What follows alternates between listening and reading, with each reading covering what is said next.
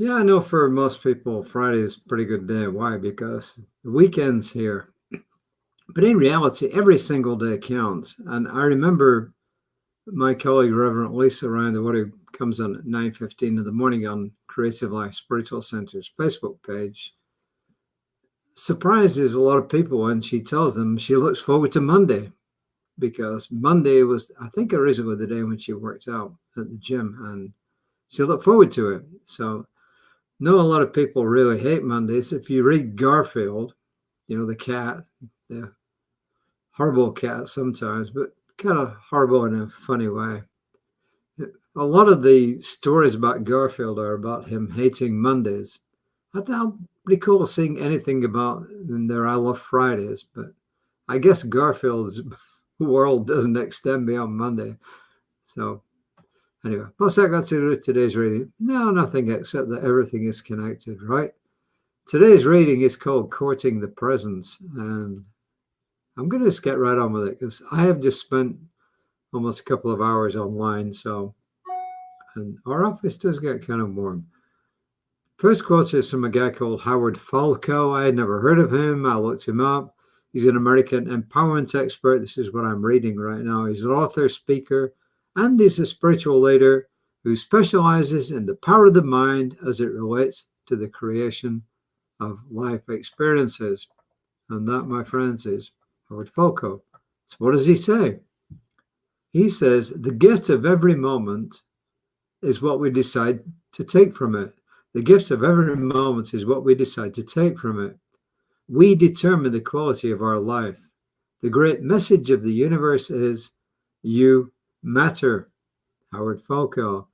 And I know Albert Einstein said something to the effect that you have to decide for yourself, is the universe a friendly place or not a friendly place, which is saying the same thing. And the implication was it's friendly. Ernest Holmes in Words That Heal Today says, our lives revolve around an inward searching of our minds for that which we sense by intuition. Could we surrender this intellect to this intuition, the results would be miraculous. Words That Heal Today, page 7. And as you can see, this all revolves around figuring out how to interact with, if you like, our higher self, however you wish to call that. And this is Reverend Ron Fox. He says, according to Ernest Holmes, all the mystics taught that we should consciously court the divine presence. We're spiritual beings right now. We live in God right now, and the nature of God flows through us right now. Jesus said, heaven is within us, and when we separate from fear, confusion, and doubt, we'll find it. Why, when we separate from fear, confusion, and doubt? Because then we will see clarity. And it's amazing, you know yourselves, if you're in a fearful situation, once you get beyond it, if you're in doubt, if you're always wondering if things are going to work out, once you get beyond that, you feel good. But what they're saying here is that we need to preempt that by connecting with universal intelligence and allowing our intuition to guide us and to move us through life so that we don't end up in so many wacky situations. Barbara DeAngelis writes of a dream that she had. Stories are good. I love stories. I wish more writers would use stories when they're trying to get a point across. In the dream, she had to find her way out of a difficult obstacle course. She comes to a wall and then she has to climb over. It's difficult, and she has to keep going back down and back up again. She hears a voice that tells her to look more carefully. She sees a key and realizes it's not a wall, it's a door. She was supposed to go through it, not over it. The doors and obstacles we see are doorways. We need to go through them to gain knowledge and healing. Jack Kornfield sums the message up beautifully. When our identity expands to include everything, We find a peace within the dance of the world.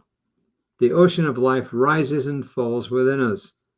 Birth and death, joy and pain, it is all ours, and our heart is full and empty, large enough to embrace it all.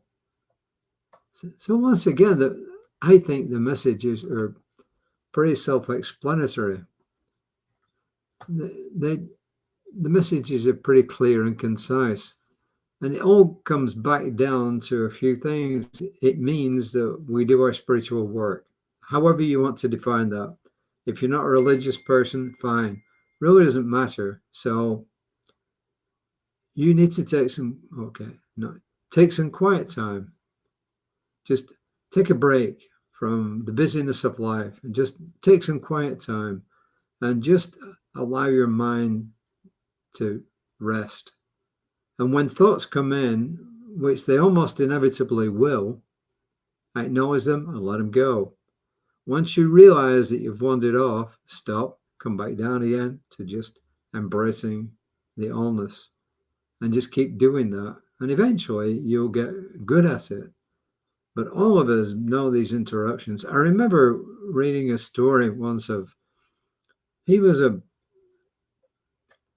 on the spiritual path anyway, shall we say, and they were in this session and they had to do a long meditation, and his companion in that particular session was a pretty well-known Buddhist who did a lot of meditation, and he considered himself to be an amateur compared to the Buddhists. Buddhists have got a great reputation for meditation, right?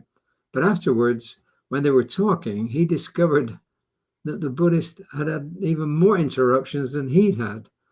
So the point is, the message is to keep doing it, and also to learn to trust our intuition. I can tell you this, the times when I've gone against my intuition, it has not been good. But the times when I've gone with my intuition, it's always worked out pretty good, because there is a source greater than we are that sees things from a higher level, and it can help us on our way, and that we get the intuition. Where does it come from?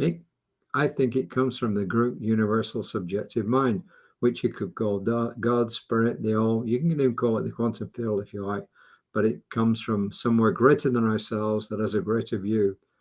You know as well as I do that if you go in a plane or a helicopter, or a glider for that matter, then you get a far better view of the landscape than when you're down at Earth.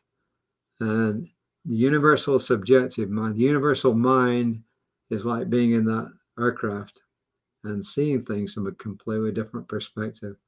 So, hey, that's my message for today. Remember, my buddy Rev Lisa will be on tomorrow at 9:15 on Creative Life Spiritual Center's Facebook page, not mine. And I apologize for being brief today, but hey, life gets in the way. In this moment, I rejoice for all of life. In this moment, I rejoice for all of life. I know anything I experience has God in the middle. Substitute whatever you want for God. I know anything I experience has God in the middle. There is no place where God is not. There is no place where God is not. Once again, substitute for God for whatever word you wish to put in there. And know with me that I am following my intuition, and you can use the word yourself. Just know with me, I know each and every person here is open to following their intuition and moving into a greater experience of life. And I release this word into a divine law that always says yes to me. And I'm so grateful, and I let it go, and so it is. I'll be back tomorrow.